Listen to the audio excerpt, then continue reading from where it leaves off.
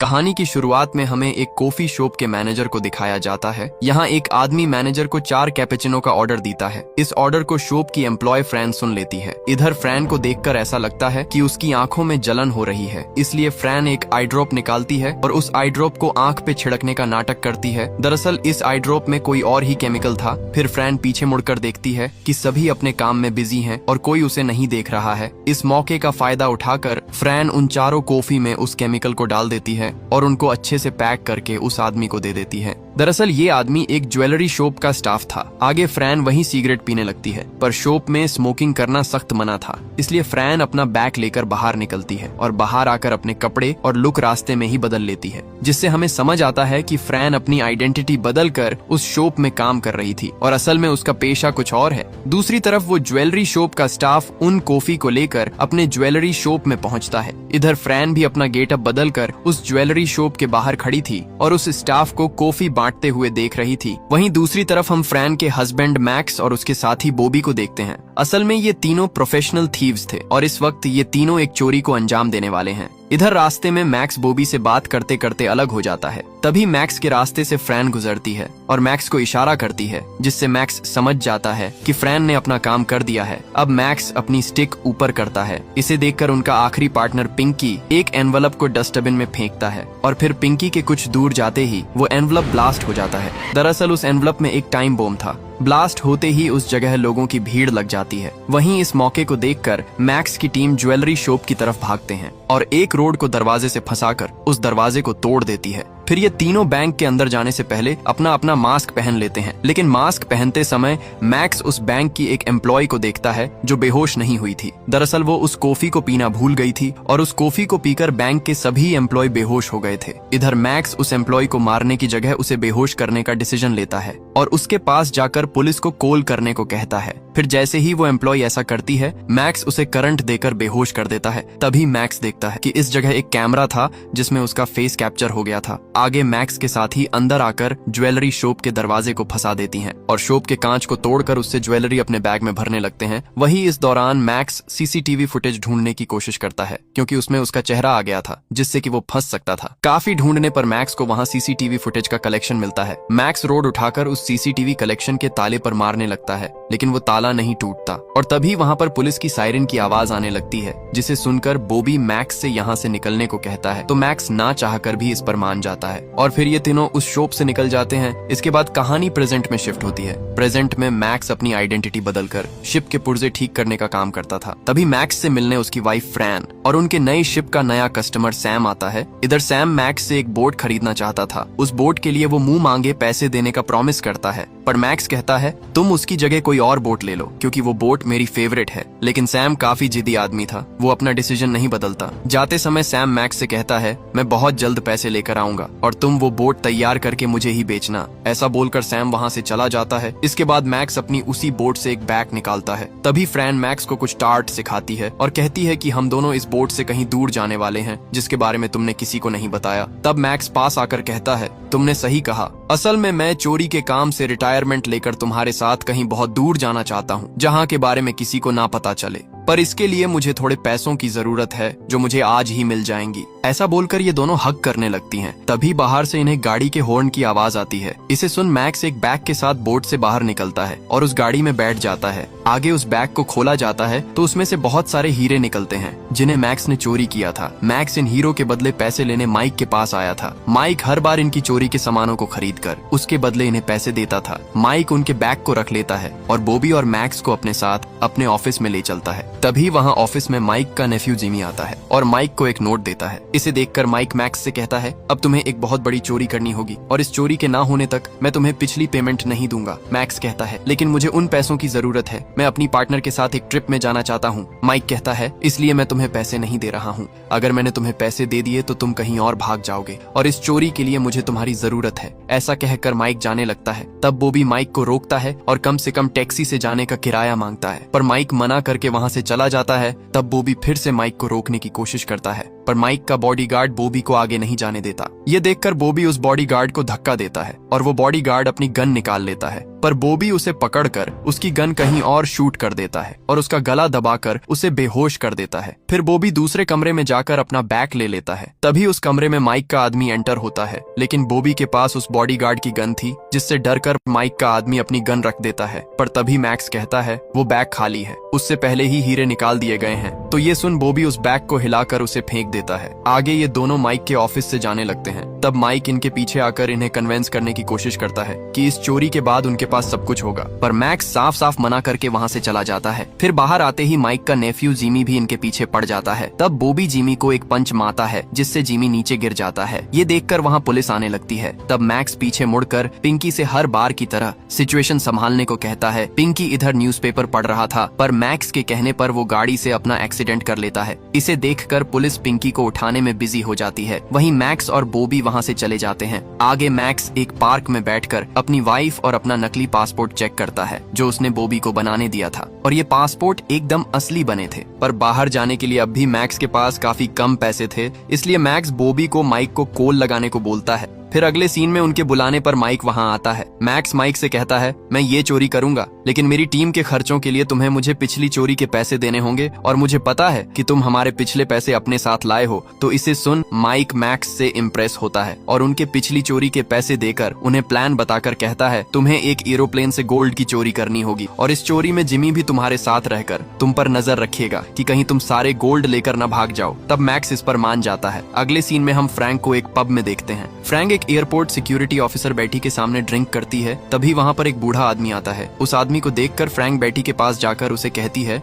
जो आदमी मेरे साइड में खड़ा है उसका बैच देखो, वो एक सीनियर ऑफिसर है, उसने मुझे देख लिया है, मतलब अब मेरी पुलिस की जॉब जाने वाली है। ऐसा बोलकर फ्रैंक चली जाती है। तब हमें पता चलता है कि दरअसल ये सब मैक्स का नाटक था और वही वो सीनियर ऑफिसर बन के गया था। मैक्स बाहर आकर जिम्मी से कहता है उस लड़की का नाम बेटी क्राफ्ट है, उसे दारू की बहुत बुरी लत है और इसीलिए वो हमारे इस प्लान में जरूरी है। जिम्मी कहता है किस लिए? मैक्स कहता है वो तुम्हें पता चल जाएगा। ऐसा बोलकर मैक्स वहाँ से चला जाता है। वहीं जाते वक्त जिमी की नजर फ्रैन पे पड़ती है जो उस पब से बाहर निकल रही थी। आगे हम मैक्स को कंस्ट्रक्शन वर्कर की ड्रेस में देखते हैं। मैक्स एक बोम के वायर को घास में ढक देता है और बोम को एक डेंजर बॉक्स में छिपा देता है। दूसरी तरफ मैक्स की टीम ने भी कंस्ट्रक्शन वर्कर की ड्रेस पहनी थी। आगे मैक्स टीम के पास पहुंचता है और बॉबी से बात करने लगता है, लेकिन इतने में ही वहाँ पुलिस की गाड़ी आ जाती है। दूसरी तरफ गाड़ी में पिंकी जिमी को गाड़ी चलाने से मना करता है और रिलैक्स करने को कहता है। तभी उस गाड़ी से एक ऑफिसर बाहर आता है और मैक्स से लेबर आइडेंटिटी कार्ड मांगने लगता है। तब मैक्स कहता है कि आप बिल्कुल सही वक्त पर आए हो,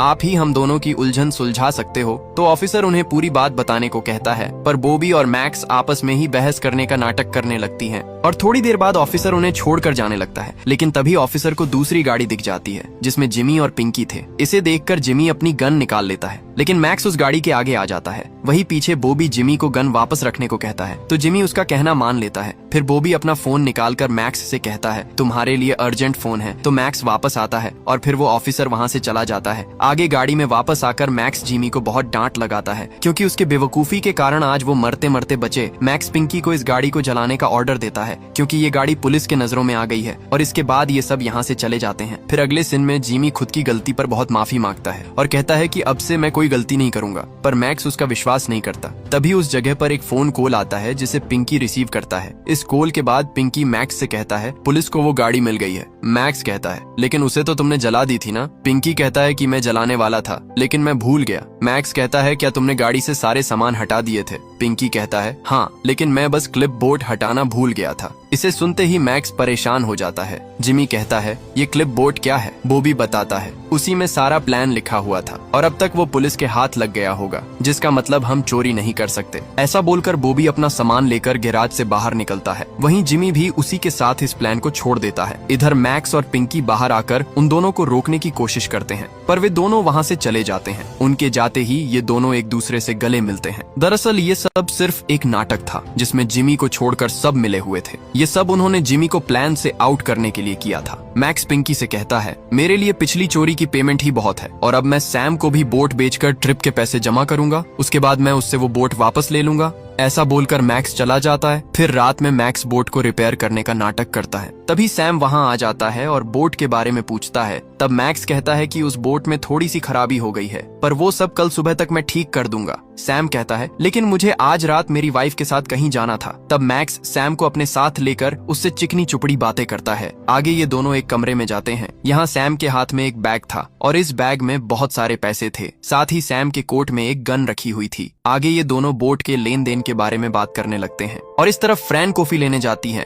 लेकिन तभी फ्रैन को एक परछाई दिखती है और फ्रैन मैक्स को इशारा करती है। तब मैक्स समझ जाता है और सैम के पास जाकर उसकी गन ले लेता है। वही फ्रैन भी अपनी गन निकाल लेती है। फिर मैक्स देखने चला जाता है कि वो परछाई किसकी थी। मैक्स के जाते ही सैम अपना पैसा लेकर वहाँ से भाग जाता है, मतलब कि वो अब मैक्स से कभी डील नहीं करेगा। आगे मैक्स को दिखाते हैं जो उस अनजान आदमी को पकड़ लेता है, पर ये आदमी असल में जिमी था। जिमी बताता है मैं इधर अपने प्लान की कॉपी लेने आया हूँ। इसे सुन मैक्स जिमी को अपने कमरे में लाकर वो कॉपी ढूंढने को कहता है, पर जिमी कॉपी ढूंढने की जगह इसकी वाइफ के बारे में उल्टी सीधी बातें करने लगता है और मैक्स से कहता है तुम्हें इतनी सुंदर वाइफ कैसे मिल गई। ये सुनते ही मैक्स जिमी को पटक देता है और एक रोड उठाकर उसे मारने ही वाला होता है कि तभी फ्रैन उसे रोक लेती है। इधर जिमी की नजर मैक्स के सामानों पर जाती है, जिससे उसे पता चल जाता है कि मैक्स कहीं जाने वाला था। जिमी उठकर कहता है तुम्हें कोई दूसरा प्लान बनाकर चोरी करनी पड़ेगी, तुम अब कहीं नहीं भाग सकते, हमारे लोग तुम्हें कहीं न कहीं से ढूंढ ही लेंगे। ऐसा कहकर जिमी वहाँ से चला जाता है। अगले दिन मैक्स जिमी को छोड़कर अपनी टीम के बाकी लोगों को डिस्कस करने बुलाता है और कल रात की सारी घटना बताता है। इसे सुन बॉबी शॉक होता है और प्लान की बुक दिखाकर कहता है ये बुक तो मैं लेकर गया था, फिर वो तुम्हारे पास क्यों आया। तभी फ्रैन कहती है कि वो मेरे लिए आया था। तो इसे सुन मैक्स हैरान होता है और तभी मैक्स को एक आइडिया आता है कि वो फ्रैन को जिमी के घर भेजेगा और उसे अपने जाल में फंसाएगा। अगले सीन में हम माइक को देखते हैं जो मैक्स से कॉल पर बात कर रहा था। माइक मैक्स पर बहुत गुस्सा था क्योंकि मैक्स ने बता दिया था कि उन्होंने जिमी के साथ बस एक नाटक किया था और उनका प्लान अभी सुरक्षित है। तो माइक उन्हें लास्ट चांस देता है चोरी करने का। इधर माइक के घर में हम फ्रैन को देखते हैं जो मैक्स के कहने पर जिमी से रिलेशनशिप बनाने आई थी। आगे फ्रैन और जिमी बेडरूम में इंटीमेट होते हैं। फिर कहानी चोरी के दिन शिफ्ट होती है। इधर जिमी एक लिस्ट से किसी ट्रक कंपनी को कॉल लगाता है। वहीं दूसरी तरफ बॉबी उस टाइम बॉम्ब को एयरपोर्ट से थोड़ी दूर वाली पहाड़ी में डालकर घास से ढक देता है और अपनी गाड़ी में आकर बैठ जाता है। बॉबी गाड़ी लेकर एयरपोर्ट पहुंचता है। यहाँ पहले से ही मैक्स और फ्रैन अपनी गाड़ी में थे। इसे देखकर मैक्स को पता चल जाता है कि अब उसे अपने प्लान को अंजाम देना है। मैक्स अपनी गाड़ी से बाहर निकलता है। वहीं दूसरी तरफ बॉबी और जिमी के पास नकली आईडी थी, इसलिए सिक्योरिटी वाले उन्हें अंदर आने देती हैं। फिर हम मैक्स को देखते हैं। मैक्स ने चश्मा लगा रखा था और पुलिस भी उसे हाई कमांडर ऑफिसर समझ रही थी। अब सीन सुपरवाइजर बैठी पर आता है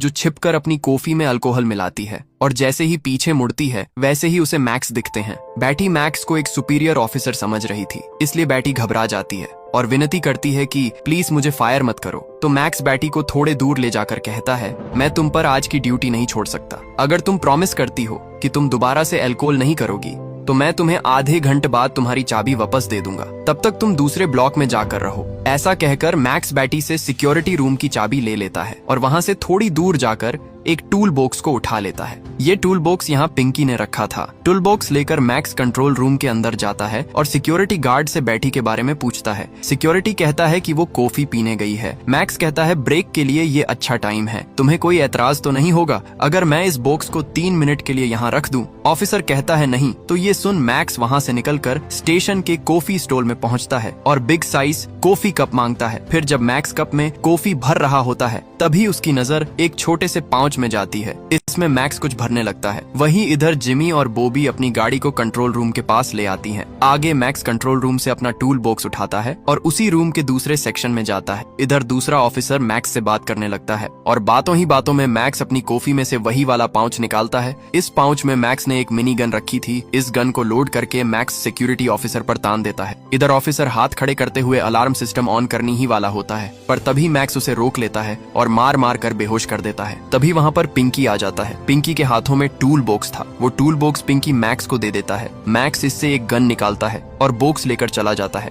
बाहर आकर मैक्स अपनी गाड़ी में बैठता है जिसमें जिमी और बॉबी थे। वहीं दूसरी तरफ पिंकी साइड में जाकर अपने कपड़े बदल लेता है। दूसरी तरफ मैक्स, बॉबी और जिमी तीनों उस गाड़ी से उस एरिया में जाने लगते हैं जहां से एरोप्लेन टेक ऑफ करने वाला था। इस जगह के पास ही इन्होंने वो बम दफनाया था, इसलिए उस एरिया के सामने का इलाका ब्लास्ट हो जाता है। अब वे तीनों अपनी वैन लेकर एरोप्लेन के सामने आते हैं। इधर जिमी गाड़ी से बाहर निकलता है और एरोप्लेन का हेडफोन माइक लगाकर पायलट को इन्फॉर्म करता है यहाँ पास के एरिया में ब्लास्ट हुआ है और इसकी भी संभावना है कि एरोप्लेन में भी एक बम हो। तो पायलट मैक्स को ऑफिसर समझकर उसे उनके कैबिन में आने देता है। मैक्स आते ही सबसे पहले उन पायलट्स के रेडियो और इलेक्ट्रॉनिक डिवाइस ऑफ करने को कहता है। फिर पायलट ऐसा ही करती है। इस दौरान मैक्स लगेज रूम का बटन दबा देता है और फिर पीछे से लगेज रूम खुलते ही बॉबी अपना टूल बॉक्स लेकर उस रूम के अंदर चला जाता है। वहीं max nitro oxide gas pilot के कैबिन में फेंक देता है, जिससे कि पायलट बेहोश हो जाते हैं। फिर इसके बाद बॉबी टूल बॉक्स को खोलता है और उसमें टाइट रोप और कुछ औजार रखे हुए होते हैं। बॉबी इसे देखकर जिमी को इशारा करता है और जिमी जल्दी से गाड़ी से बाहर आकर डिक्की खोलता है और डिक्की के अंदर से एक लेटर निकालता है। डिक्की में एक खाली बॉक्स भी था जो बाहर से देखने में इंजन लग रहा था। अब मैक्स के साथ ही उस बॉक्स को लगेज रूम के साथ फिक्स करते हैं। इसके बाद बॉबी उन पैकेजेस का कवर हटाता है। कवर के अंदर सोने से भरे हुए बॉक्सेस थे। बॉबी बॉक्स का लॉकर खोलता है और उस बॉक्स में से गोल्ड का कंटेनर निकालता है और मैक्स को दे देता है। मैक्स इन कंटेनर्स को हुक से बांधकर नीचे डाल देता है और ये लोग ये सारे गोल्ड के बॉक्स सीढ़ी और रस्सी के जरिए सीधा गाड़ी में ट्रांसफर कर रहे थे। दूसरी तरफ पिंकी अपना संभाल लेकर कंट्रोल रूम से निकल जाता है। वहीं मैक्स के साथ ही सारा सोना इकट्ठा करके गाड़ी के अंदर रख देते हैं और गाड़ी लेकर उस जगह से निकल जाते हैं। फिर इनकी गाड़ी एक गैराज के सामने रुकती है। ये गैराज एयरपोर्ट के अंदर ही बना हुआ था। इधर पिंकी नकली ऑफिसर बनकर पहरा दे रहा था और फोन करके एक तो ट्रक बुला रहा था। आगे मैक्स के साथ ही उस गैराज के अंदर होती है और उस वैन का नंबर प्लेट और लुक बिल्कुल चेंज कर देती है और अपने ड्रेसेस बदल कर अपनी अपनी अलग अलग गाड़ी से निकल जाते हैं। फिर फ्रेन सोने से भरी वैन लेकर निकलती है और मैक्स से कहती है वो मैक्स का बाहर इंतजार करेगी।